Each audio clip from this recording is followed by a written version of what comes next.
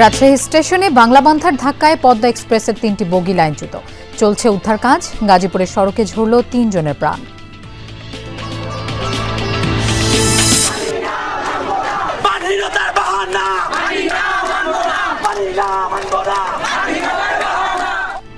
নওগাঁ ও হবিগঞ্জে মেডিকেলের শিক্ষার্থীদের বিক্ষোভ অবরোধ।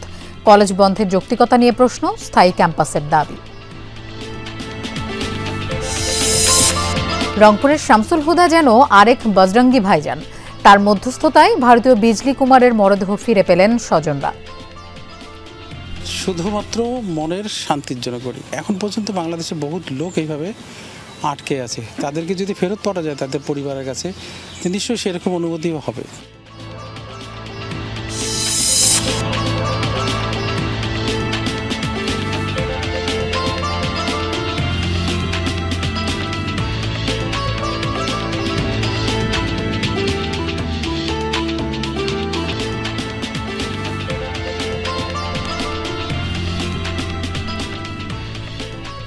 শুভেচ্ছা। আমন্ত্রণ বিরোধীহীন সংবাদ সারা দেশের আয়োজনে আপনাদের সঙ্গে থাকছি আমি মৌসুমী আহমেদ লোপা। এতক্ষণ শিরোনাম দেখছিলেন। রাজশাহী স্টেশনে বাংলাবান্ধার ধাক্কায় পদ্মা এক্সপ্রেস ট্রেনের ৩টি বগি লাইনচ্যুত হয়েছে। চলছে উদ্ধার কাজ। দুপুরে রেল স্টেশনের ওয়াশপিটের সামনে ঢাকাগামী পদ্মাকে ধাক্কা দেয় পঞ্চগড়গামী Banglabandha express. Station manager Shahidul Alam জানান, বাংলাবান্ধা ট্রেনটি ওয়াশপিট থেকে স্টেশনের দিকে আর পদ্মা ট্রেনটি স্টেশন থেকে ওয়াশপিটের দিকে যাচ্ছিল। বাংলাবান্ধা ট্রেন চালকের গাফিলতিতে দুর্ঘটনা হয় বলে জানায় স্টেশন ম্যানেজার। এতে লাইনচ্যুত হয় পদ্মা ট্রেনের 3টি বগি। পরে স্থানীয়রা একটি বগি উদ্ধার করে। ট্রেনে কোনো যাত্রী না থাকায় হতাহতের ঘটনা ঘটেনি। রিলিফ ট্রেন না আসা পর্যন্ত পদ্মা ট্রেনের চলাচল বন্ধ থাকবে, তবে অন্য লাইনে ট্রেন চলাচল করছে।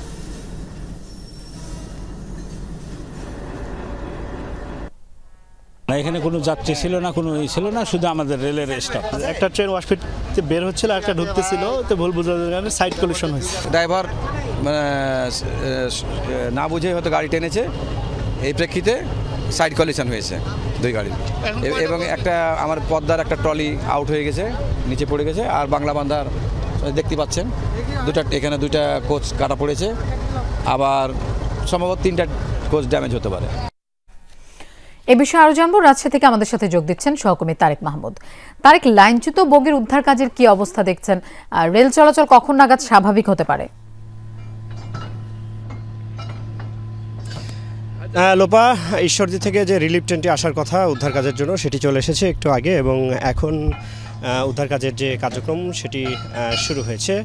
এবং একটু আগেই এখানকার রাজশাহী রেল স্টেশনের যারা দায়িত্বরত ছিল তারা ছিলেন, এবং রাজশাহী রেলের 2টি বগি দিয়ে কিন্তু পাশাপাশি যে 2টি ট্রেন পদ্মা এবং যে বাংলাবান্ধা, সেই 2টি ট্রেনের কিছু বগি কিন্তু সরিয়ে ফেলা হয়েছে। এখন ঈশ্বরদী থেকে যে রিলিফ ট্রেনটি এসেছে, সেই ট্রেনটি এসে উদ্ধার কাজের যে কার্যক্রম সেটি শুরু করেছে। অল্প সময়ের মধ্যে হয়তো এই ট্রেনের যে এই লাইনচ্যুত হয়েছে সেটি, এই সমস্যার সমাধানটি করা হবে। আজকে দুপুরে 1:50 কিন্তু এই ঘটনাটি ঘটেছিল। আমি যতটুকু জানতে পেরেছি এখানকার যারা সংশ্লিষ্ট রয়েছে, যে পয়েন্টম্যানের ভুল গাফিলতির কারণে এই সমস্যাটি হয়েছে। এবং এখন যে এই ট্রেন লাইনচ্যুত হওয়ার পরে যদি লাইনটি ক্লিয়ার হয়, তাহলে ঢাকা থেকে যে বনলতা আসছে সে বনলতা চালু করতে পারবে এখানকার যারা রেলের সংশ্লিষ্ট রয়েছে, এবং বনলতার যাত্রীরা ঢালারচর ট্রেনে কিন্তু চাঁপাইনবাবগঞ্জ যেতে পারবে। এবং এখানকার রেলের যারা স্টেশন ম্যানেজার সহ যারা দায়িত্বরত রয়েছে তাদের সাথে আমাদের কথা হয়েছে। তারা যেমনটি বলছিলেন যে দুপুরে যে ওয়াশপিটে থেকে একটি ট্রেন বের হচ্ছিল এবং অপর একটি ট্রেন কিন্তু লাইনে দাঁড়িয়েছিল। এতে পার্শ্ববর্তী একটি ট্রেনে ধাক্কা লাগে এবং পয়েন্টম্যানের যে ভুলের কারণে এমনটি হয়েছে সে বিষয়ে তারা বলছিলেন। এবং এখন উদ্ধার কাজ শেষ, উদ্ধার কাজ শুরু হয়েছে একটু আগে, এবং অল্প সময়ের মধ্যে হয়তো উদ্ধার কাজ শেষ হবে। তারপরে এখানকার যে লাইনচ্যুতর যে কার্যক্রম সেটি শেষ হয়ে রেল চলাচল কিন্তু স্বাভাবিক হবে। একটু পরেই রেলের কর্মকর্তারা আমাদেরকে তেমনটি জানাচ্ছিলেন। লোপা, তারেক, আপনাকে ধন্যবাদ আমাদের সাথে যোগ দেওয়ার জন্য। গাজীপুরের ট্রাক সিএনজি সংঘর্ষে এক নারী সহ 3 জন নিহত হয়েছেন, আহত হয়েছেন 1 জন। সকালে কালিয়াকৈরের নামাশুলাই এলাকায় এই দুর্ঘটনা ঘটে। পুলিশ জানায় ইটবাহী ট্রাকের সাথে মুখোমুখি সংঘর্ষ হয় যাত্রীবাহী সিএনজি অটোরিকশার। এতে ঘটনাস্থলেই মারা যান সিএনজি চালক সহ 3 জন। নিহতদের মধ্যে নারী ও এক বৃদ্ধের পরিচয় জানা যায়নি। গুরুতর আহত একজনকে উপজেলা স্বাস্থ্য কমপ্লেক্সে ভর্তি করা হয়েছে। দুর্ঘটনার পর থেকেই পলাতক রয়েছে ট্রাক চালক।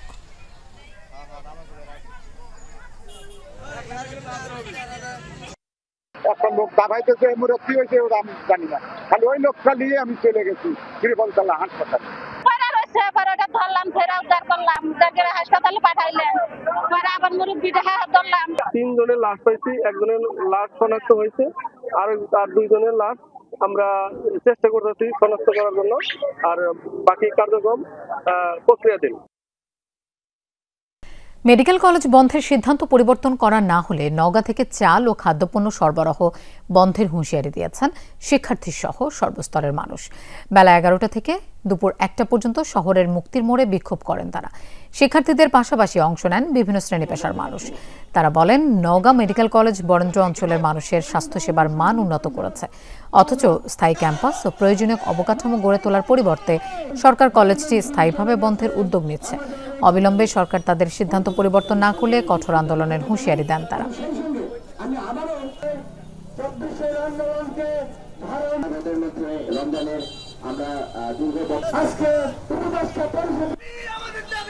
দুপুরে হবিগঞ্জের কোর্ট মসজিদ এলাকায় প্রধান সড়ক অবরোধ করেন শিক্ষার্থীরা। তারা বলেন, মানহীন দাবি করে হবিগঞ্জ সহ দেশের 6টি মেডিকেল কলেজ বন্ধের সিদ্ধান্ত কোনোভাবেই মেনে নেওয়া হবে না।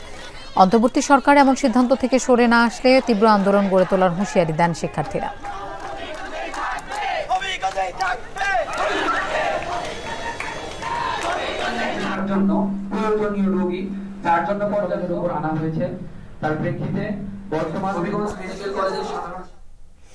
ছিনতাইয়ে ব্যর্থ হয়ে গাজীপুরে পোশাক শ্রমিককে হত্যার ঘটনায় 3 জনকে গ্রেফতার করেছে পুলিশ। সকালে সংবাদ বিজ্ঞপ্তিতে পুলিশ জানায়, গ্রেফতারকৃত 3 আসামি হল শ্রীপুরের নুরুল ইসলাম পাগলা, কেওয়া পশ্চিম খণ্ডের শাহাদাত হোসেন ও নেত্রকোনার জুলহাস। আরেক আসামি পলাতক রয়েছে। গত 27 ফেব্রুয়ারি রাতে বাড়ি ফেরার পথে ছিনতাইকারীর কবলে পড়েন পোশাক শ্রমিক রেজাউল। সাথে থাকা 5,000 টাকা ও মোবাইল ফোন দিতে অস্বীকৃতি জানালে শ্বাসরোধে হত্যা করা হয় তাকে। এরপর মরদেহ ফেলে যায় কলাবাগানে। গেল 9 মার্চ রেজাউলের অর্ধগলিত মরদেহ উদ্ধার করে পুলিশ। তথ্য প্রযুক্তি ব্যবহার করে আমরা অভিযান পরিচালনা করে আমরা হত্যার সঙ্গে সরাসরি জড়িত 3 জনকে আমরা গ্রেপ্তার করতে সক্ষম হই। গ্রেপ্তার করে তারা অপরাধ স্বীকার করে যে তারা এই হত্যাটি সম্পন্ন করেছে। তার মোট ছিল 4 জন। নরসিংদীতে শীতলক্ষায় ডুবে এক বন্ধুর মৃত্যুর পরদিন নিখোঁজ আরেক বন্ধুর মরদেহেরও সন্ধান মিলেছে। সকালে পলাশ উপজেলার কাজিরচর এলাকার শীতলক্ষা নদী থেকে কিশোর আসাদুজ্জামান আসাদের মরদেহ উদ্ধার করে ডুবুরি দল। এর আগে শুক্রবার বিকেলে শীতলক্ষা পাড়ে ইফতার করতে যায় 4 বন্ধু। সূর্য ডোবার আগে গোসলে নামে তারা। 2 জন তীরে উঠতে পারলেও গভীর পানিতে তলিয়ে যায় 2 বন্ধু মিহাদ ও আসাদ। খবর পেয়ে ফায়ার সার্ভিসের ডুবুরি দল মিহাদ ইসলামের মরদেহ উদ্ধার করতে পারলেও নিখোঁজ থাকে আসাদ।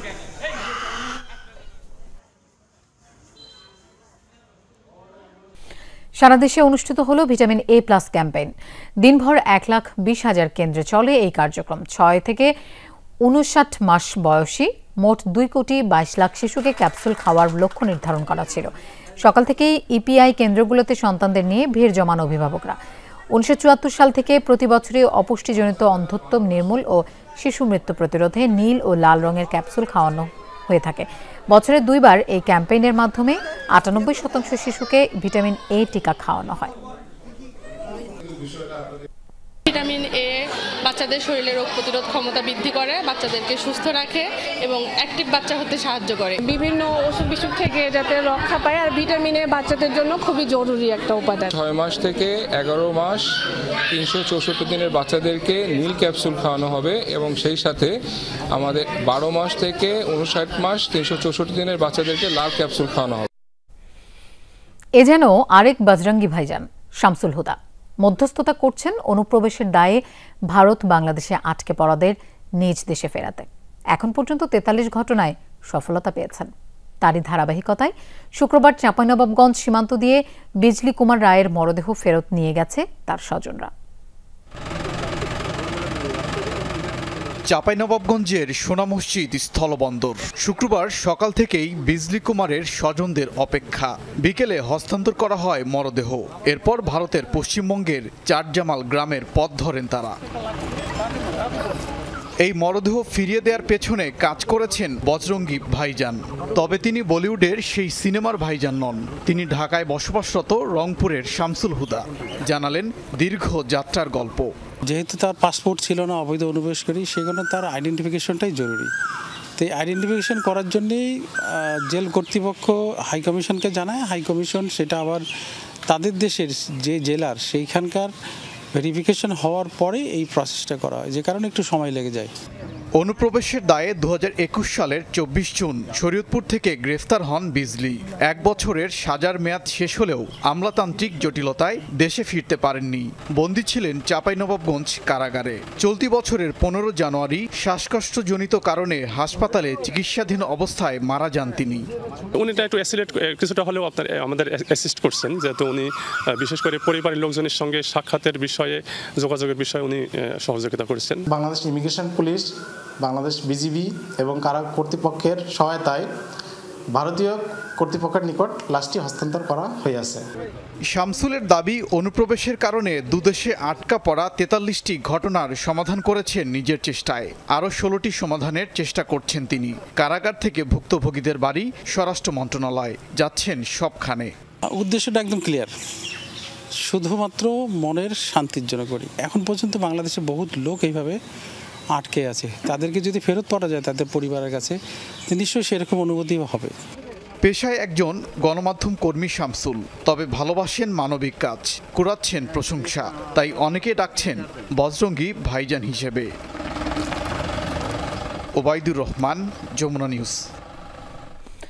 দৃষ্টান্তমূলক শাস্তি না হয় ধর্ষণের মতো অপরাধ বাড়ছে। ইনসাফ ভিত্তিক রাষ্ট্রকাঠামো গঠিত হলে কমবে এসব অপরাধ। এই মন্তব্য করেছেন জামায়াতে ইসলামের আমির ডাক্তার শফিকুর রহমান। সকালে মাগুরায় গিয়ে আসিয়ার কবর জিয়ারত করেন তিনি। পরে শিশুটির পরিবারের সাথে সাক্ষাৎ করেন। জানান জামায়াতে ইসলামের সবসময় আসিয়ার পরিবারের পাশে থাকবে। শিশুদের মৃত্যুর জন্য দায়ীদের দ্রুত বিচারের মুখোমুখি করার দাবি জানান ডাক্তার শফিকুর রহমান। তিনি বলেন, ধর্ষণ নিপীড়নের সাথে জড়িতরা যত প্রভাবশালী হোক না কেন, তাদের দৃষ্টান্তমূলক শাস্তি পেতে হবে। এ সময় সামাজিকভাবে ধর্ষকদের বয়কটের আহ্বান জানান তিনি।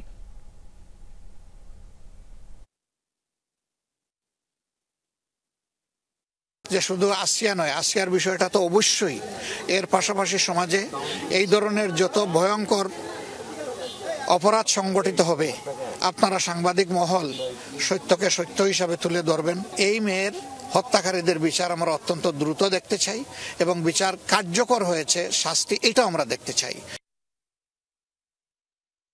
বরিশালে বর্ণিল দোল উৎসবে মেতেছেন সনাতন ধর্মাবলম্বীরা। সকাল 7টায় শিব পূজার মাধ্যমে উৎসবের সূচনা করে শঙ্কর মঠ পূজা উদযাপন কমিটি। পূজা শেষে আবির খেলায় মেতে ওঠে তরুণ তরুণীরা। একে অপরকে নানা রঙে রাঙিয়ে তোলেন তারা।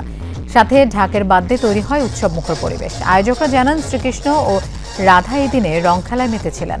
তাদের স্মরণেই দোল পূর্ণিমার এই দিনটি ধুমধামের সাথে উদযাপিত হয়ে আসছে।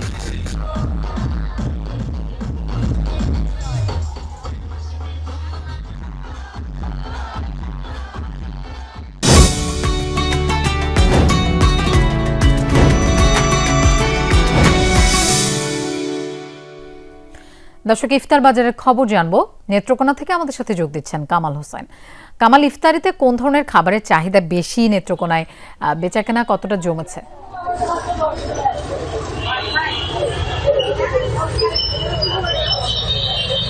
লোপা, আমি যদি দেখানোর চেষ্টা করি যে দোকানটিতে আছে, এই দোকানে কিন্তু 33 প্রকার আয়োজন করা হয়েছে। এখানে বিভিন্ন রকমের ইফতারের আয়োজন করা হয়। আসলে মুখরোচক খাবার, যে ভাজা বড়া যেগুলো আছে, এগুলো আসলে করা হয়। প্রচন্ড ভিড় এখানে, কিন্তু বিভিন্ন রকম আইটেম তারা সরবরাহ করে। এখানে সারা শহরেই আসলে ইফতারের আয়োজনটা আসলে ব্যাপকভাবে হয় নেত্রকোনাতে। আমি যদি একটু কথা বলার চেষ্টা করি, আপনি ইফতার কিনতে এসেছেন, কেমন ইফতার গুলো হয়? আসলে এখানের ইফতারের মানসম্মত একটু ভালো, পরিবেশটা সুন্দর, পরিপাটি। এই জন্য আমরা এখান থেকে ইফতার কিনতে এসেছি। বিভিন্ন রকমের ইফতার সামগ্রী রয়েছে। এই জন্য আসলে মূলত এখানে পরিবেশ দেখে, খাবারের মানটা দেখে কিন্তু আমরা ইফতারের খাবার এখানে কেমন, বাইরের খাবারটা কেমন হয়? আসসালামু আলাইকুম। ইনশাআল্লাহ এখানে ষড়ঋতুতে নেত্রকোনা অনেকদিন যাবতে ভালো ইফতার পরিবেশন করতেছে তারা। আমরা মোটামুটি ষড়ঋতুর খাবারই আমরা কিনি, বাইরে থেকে কিনলে তারা ভালোই পরিবেশন করে এবং খাবার গুণগত মানও ভালো। শুনছিলেন লোপা যে এখানে ইফতারের আয়োজন যে আয়োজন করা হয় সেই ইফতারের আয়োজনগুলো কিন্তু খাবারের মান নিয়ে অনেক সময় প্রশ্ন থাকে, যেগুলো।